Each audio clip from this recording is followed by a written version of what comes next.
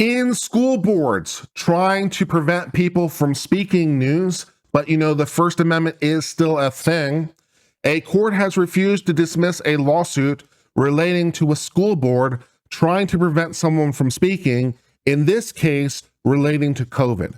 So the person wanted to speak to the government, which, by the way, triggers a separate First Amendment right, not only freedom of speech, of course, but also the right to petition for redress of grievances. You have given this opportunity to members of the public to speak their mind. And then you're like, we don't like you to speak your mind that way. We're going to prevent you from speaking. So you violated their First Amendment rights twice by preventing them from speaking and also by preventing them from speaking specifically to the government. Those are two First Amendment violations. So, so the court is allowing this lawsuit to go forward because you interfered with someone's speech by not allowing them to speak. That's the problem. You had to allow them to speak. Let's learn a little bit more about this case. According to a decision from the district court, the following is alleged. The plaintiff had a child enrolled in an elementary school during the 2021-2022 year. On November the 15th of 2021, the defendant district held a school board meeting, as one does. They're holding school board meetings available to, the public. The plaintiff attended the meeting and following procedures set out by the district, that says, here's how you register to speak and, to make sure everyone gets a fair turn and fair opportunity to speak. So that's fine, and make sure that everyone's treated in a fair way. So they followed the procedure and signed up to speak during the public comment period and then spoke during the allotted 5 minutes for the speech. The plaintiffs decided to use their time to speak about the district's policies relating to COVID, saying that in their view, those policies were harmful to their child and others, which agree with it or not. The problem is you're trying to interfere with them because you don't like what they're saying. And that's a no-no. People have a freedom of speech. They certainly have a right to their viewpoint. And this guy's like, in my view, your policies relating to COVID are bad, and I'd really prefer you to stop. The complaint characterizes plaintiff's comments as pointed, but there is no allegation of profanity or any conduct that would be deemed disruptive. So, they weren't doing anything that was disruptive. They had some pointed comments, but nothing that was, just completely unacceptable. During the time speaking, the plaintiff, the father, called the defendant, one of the school board members, Miss Psychology, specifically stating Miss Psychology down there doesn't want to seem to tell your people what's going on with your kids. So, a little bit demeaning and insulting to one of the school board members. But, it's nothing beyond the pale. They weren't using profanity. They weren't using obscenities. They were being a little bit demeaning, but that's freedom of speech. So they called one of the school board members Miss Psychology to, taunt them a little bit. But, you kind of have to eat that a little bit when you're a public official. So a week later, after this incident, the plaintiff met with the superintendent of the district at her office to discuss the complaint some more in detail. So I'd like to further, press my issues as it relates to me not being happy. So I've spoken my mind at the school board meeting, and now I have scheduled a time to meet with the superintendent to further express my displeasure for the whole redress of grievances things. In the meeting, the superintendent did not express concern to the plaintiff about any issues during the board meeting. So it wasn't like the superintendent said, when you use this language or you did this or whatever, it was really disruptive or whatever. There are apparently no problems. The superintendent of the school board didn't seem to raise any issues. So there were apparently no problems, no even cautionary notes. So on December the 13th of 2021, the school district had another meeting, as they do. They have them from time to time. So another school board meeting. The plaintiff spoke out about this meeting and recruited other individuals to yield additional time to him, leading him to speak for about 29 minutes, which apparently is permitted by the rules. So apparently one of the things is these are your 5 minutes, but you can yield them to someone else if you want. So he got a whole bunch of people to sign up for slots and then yield their time to him. which was within the rules.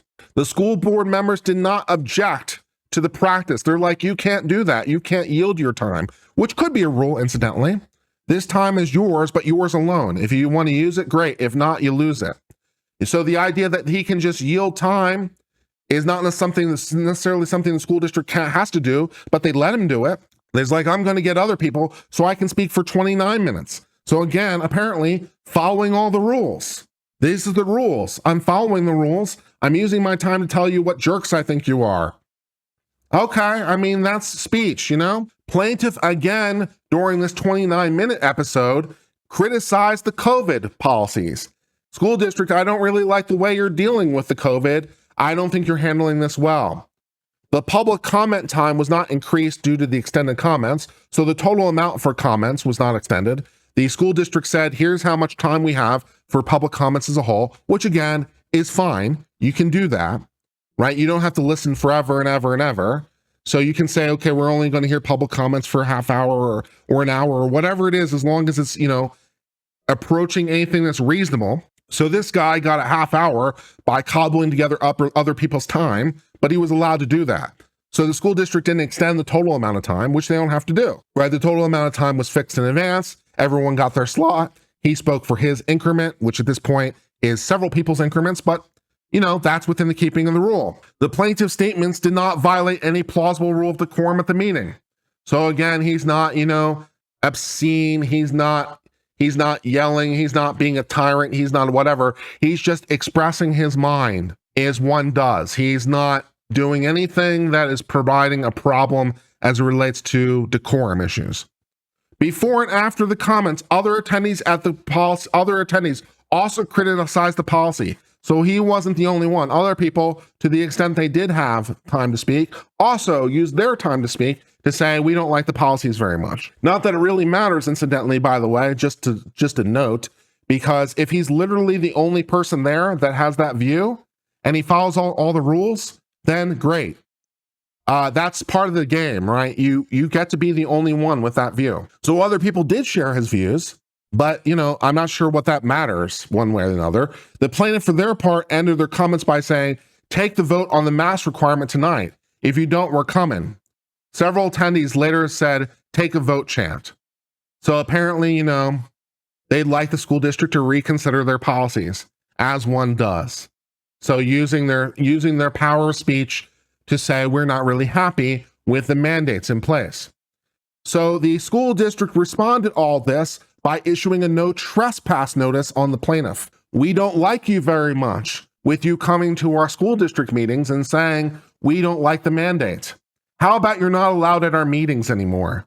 How about you can't come anymore? How about you can't exercise your freedom of speech and freedom of redress, not because you did anything disruptive, not because you were obscene, not because you broke the rules, but merely because we don't like what you have to say. That's a legal problem, my friend. The notice immediately excluded the plaintiff from appearing at any school district meetings. The notice contained an explanation for the action, saying it was a result of the plaintiff's actions during the meeting, which included disruptive and threatening behavior. But remember, no one raised a concern about this at any point prior. And he had a meeting with the school superintendent who didn't raise a meeting with him. So what disruptive behavior? What threatening behavior? That doesn't seem to be in accordance with what we understand.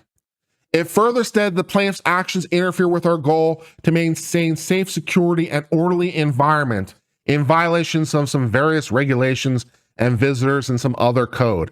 It also referenced a policy relating to abusive, threatening, or inappropriate verbal or physical conduct.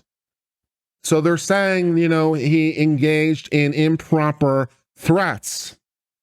He was abusive. He was obscene. He was ranting and raving, throwing things around, maybe making gestures of threats, whatever. But that doesn't seem to be in accordance with the facts. The notice stated the plaintiff could communicate with school district board members in writing. As a parent, they also could communicate directly with the school themselves. The plaintiff sued for their part, claiming this violates the First Amendment. Under those facts, that would be a problem on the First Amendment. You're not restricting him because of his conduct. There's no evidence of conduct. And you try to say qualified immunity, qualified immunity, qualified immunity. And thank God, it's like, no, the right to speak one's mind at a school board, fortunately fairly well established, and not so much. The court writing, limited public forums, sometimes called a non-public forum, include public properties that are not by tradition or designation public forums, but have been opened in for a limited purpose, which this is fine, right? This property is not in the nature of a general public forum. This is not a park. This is not a sidewalk, right? This is some room somewhere, which is not where anyone can just go anytime and just speak their mind anytime. This is not a general public forum. It's not.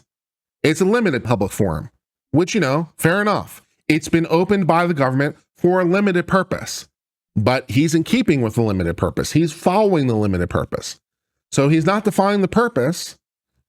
He's in keeping with the purpose. So it might be a limited public forum, but it's a limited public forum to which he is a valid participant. Government restrictions on public forums or limited public forums must be both reasonable and critically viewpoint neutral. Okay. So are you allowed reasonable restrictions in the limited public forums? Sure. Like you can say you can only speak for 5 minutes. You could even say you can't yield your time to someone else.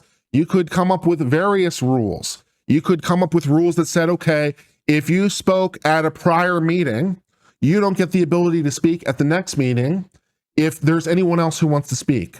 Making sure everyone gets a turn, because that way you're treating everyone the same.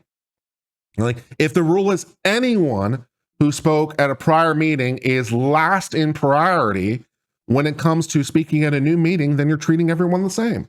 If the rule is everyone gets 5 minutes, you're treating everyone the same. If the rule is you can't yield your time, everyone gets treated the same. So as long as everyone's being treated the same, fine, but you have to be critically viewpoint neutral. If you're doing it specifically because this person has a view you don't like, that's a problem. Did you take actions against the people who said the COVID restrictions are great? We love the COVID restrictions. No, you didn't take actions against those people? Then you can't take actions against the people who say the COVID restrictions suck and you're a tyrant.